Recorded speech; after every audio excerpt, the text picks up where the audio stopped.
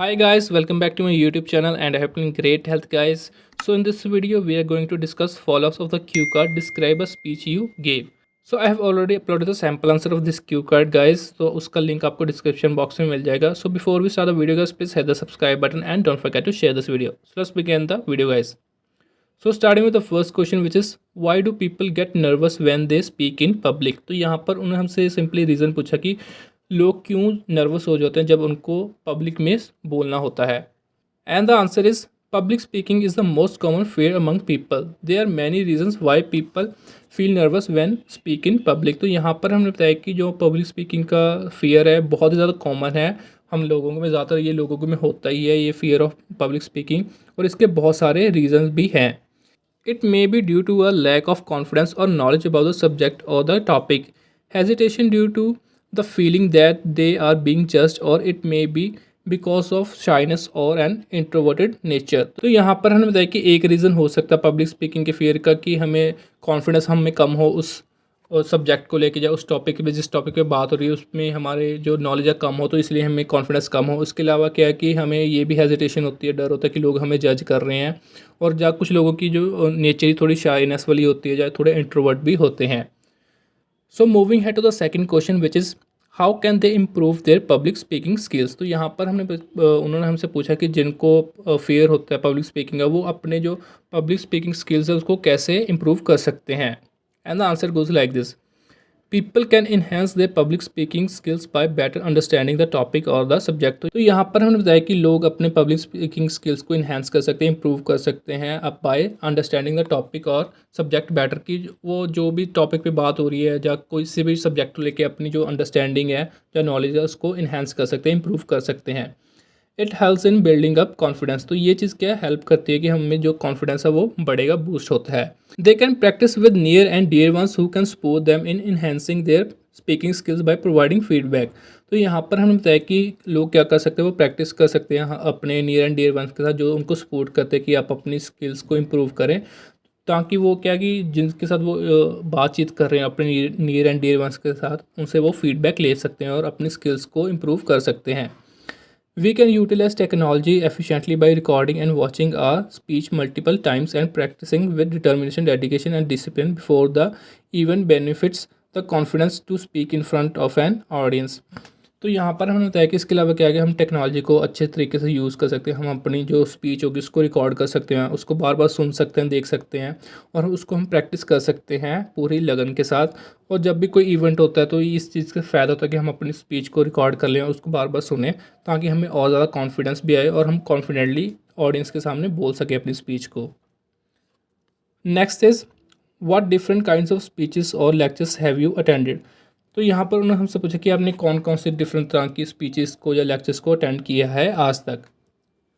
And the answer is I have watched numerous types of speeches and lectures on multiple platforms. तो यहाँ पर हमने बताया कि मैंने बहुत सारे डिफरेंट स्पीचेस या लेक्चर्स को सुना है डिफरेंट प्लेटफॉर्म्स पर. In school and college I attended lectures from my professor और guest speakers regarding miscellaneous topics and matters. तो यहाँ पर हमने बताया कि मैंने अपने स्कूल और कॉलेज में क्या डिफरेंट लेक्चर्स को अटेंड किया, जो सुना अपने प्रोफेसर से या जो गेस्ट आते हैं उनसे on different topics. Apart from this I have listen to numerous motivational speeches concerning essentialism, minimalism, optimistic thinking etcetera. तो यहाँ पर हमने बताया कि जो मैंने मोटिवेशन स्पीचेस को काफ़ी ज़्यादा सुना, जैसे मिनिमलिज्म को होगा, जो ऑप्टिमिस्टिक थिंकिंग को लेकर, तो इन सभी चीज़ों पर मैंने स्पीचेस को सुना है. I have also listen to speeches of political leaders specially before the election. तो यहाँ पर हमने बताया कि मैंने पॉलिटिकल लीडर्स की स्पीचेस को भी सुना, स्पेशली जब इलेक्शंस होने वाले होते हैं तो उस टाइम मैंने सुना है. Lastly I have listen to awareness speeches on the pressing problems of society like drug abuse and gender equality. तो यहाँ पर हमने बताया कि जो सोसाइटी की प्रॉब्लम्स है, प्रेसिंग प्रॉब्लम्स है जो बहुत ज़्यादा इंपॉर्टेंट है, तो उसके रिगार्डिंग मैंने अवेयरनेस के रिगार्डिंग स्पीचेस सुनी, जैसे ड्रग अब्यूज़ को लेकर या जेंडर इक्वालिटी को लेकर भी स्पीचेस सुनी है. Next question is what qualities should this visiting speakers have. तो यहाँ पर उन्होंने हमसे पूछा कि कौन से एट्रीब्यूट्स मीन्स की कौन सी क्वालिटीज़ होनी चाहिए जो स्पीकर्स आते हैं स्पीचेस देने, उनमें कौन कौन सी क्वालिटीज़ होनी चाहिए. And the answer is there numerous traits needed to make a mark as a good speaker like belief, in-depth understanding of the topic, exemplary memory, and the ability to make the discussion interactive so that the audience does not feel bored. तो यहाँ पर हमने बताया कि जो speakers उनमें different तरह के ट्रेड्स होने चाहिए, मीन्स की क्वालिटीज़ होनी चाहिए, जैसे कि उनमें बिलीफ होना चाहिए और जिस पे टॉपिक पे बात हो रही है उसकी बहुत ज़्यादा डीप नॉलेज होनी चाहिए और उनकी मेमोरी अच्छी होनी चाहिए। उसके अलावा कि उनकी जो डिस्कशन होती है वो इंटरेक्टिव होनी चाहिए, ताकि जो ऑडियंस सुनने आई है वो बिल्कुल भी बोर ना हो। Moreover to sustain people's interest the speaker must crack jokes to create guffaws of laughter. तो यहाँ पर हमें बताया इसके अलावा जो क्या करना चाहिए, जो स्पीकर आते हैं लोगों का इंटरेस्ट को बरकरार रखने के लिए उनको क्या जोक्स को क्रैक करना चाहिए ताकि लोग हंस सकें, लाउडली हंस सकें। Lastly, a good command of the language is the need of the hour in this field and the person should speak with clarity and confidence. तो यहाँ पर हमें बताया कि लास्टली क्या इंपॉर्टेंट है कि जो लैंग्वेज है उस पर उसकी कमांड अच्छी होनी चाहिए, उसके अलावा क्या वो क्लियर और क्लैरिटी के साथ बोलना चाहिए और कॉन्फिडेंस होना चाहिए। तो ये सारे ट्रेड्स या क्वालिटीज़ होनी चाहिए। So the next question is why do many people find it hard to give a talk to young children. तो यहाँ पर उन्होंने हमसे पूछा कि क्यों काफ़ी लोग स्ट्रगल करते हैं, जो उनको मुश्किल लगता है कोई बात करना यंग लोगों के साथ या यंग बच्चों के साथ।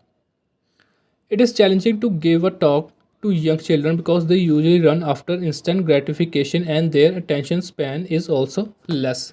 तो यहाँ पर हमने ये बताया कि ये इसलिए चैलेंजिंग हो जाता है क्योंकि जो यंग चिल्ड्रन होते हैं उनका जगह अटेंशन का स्पैन होता है, मैं इसकी किसी भी चीज़ को करने की जो अटेंशन होती है वो खूब बहुत ही कम देर की होती है, बहुत ही कम पेशेंस भी होते हैं और वो इंस्टेंट फुलफिलमेंट चाहते होते हैं कि वो चीज़ जल्दी से उनको मिल भी जाए। They have a plethora of distractions at their disposal and it is significant to keep them regularly involved and entertained during the speech। तो यहाँ पर होता है कि यंग जो चिल्ड्रन होते हैं उनके आसपास बहुत सारी प्लेथोरा ऑफ मीन्स की मैनी की बहुत सारी डिस्ट्रैक्शन होती है उनके आसपास। तो ये बहुत ज़्यादा इंपॉर्टेंट है कि हम उनको इन्वॉल्व रखें और एंटरटेन करें स्पीच में। They need more maturity and in their opinion what they know is the best and listening to a speech और talk is a tedious activity for them. तो यहाँ पर हमने बताया कि उनको अब मेच्योरिटी और ज़्यादा मेच्योरिटी चाहिए होती है क्योंकि उस टाइम उनकी जो मेच्योरिटी लेवल होता है बहुत कम होता है और उनको लगता है उनके ओपिनियन में कि जो उनको पता है वही सबसे बढ़िया है और किसी भी स्पीच को सुनना उनको बहुत ही ज़्यादा बोरिंग लगता है। So moving ahead to the next question which is why do you think many people are nervous before they give a speech. तो यहाँ पर उन्होंने हमसे रीज़न पूछे कि क्यों आपको ये लगता है कि कुछ लोग स्पीच देने से पहले नर्वस हो जाते हैं। And the answer is numerous people get nervous before delivering a speech because of stage fear. Because they think that if they commit any mistake, they will tarnish their image in front of the audience. तो यहाँ पर हम बताया कि ज़्यादातर लोग इसलिए nervous हो जाते हैं क्योंकि उनमें स्टेज फियर होता है, उनको डर लगता है स्टेज से। तो उनको ये भी लगता है कि अगर वो कोई स्टेज पे गलती कमिट करेंगे, जब उनसे कोई गलती हो जाएगी तो उनकी जो इमेज है वो ख़राब हो जाएगी ऑडियंस के सामने। Moreover, they seek perfection and due to that they always think that they are under prepared। तो ये यहाँ पर हमने बताया कि उनको लगता है कि हमेशा वो परफेक्शन के पीछे भागते हैं लोग और हमेशा उनको ये लगता है कि वो अंडर प्रिपेयर्ड है, कि अभी वो अच्छे से प्रिपेयर नहीं है स्पीच देने के लिए। सो दैट्स इट गाइस, ये थे हमारे follow ups regarding this cue card and I will catch you in the next one. Till then take care and good for the preparation guys. Thank you.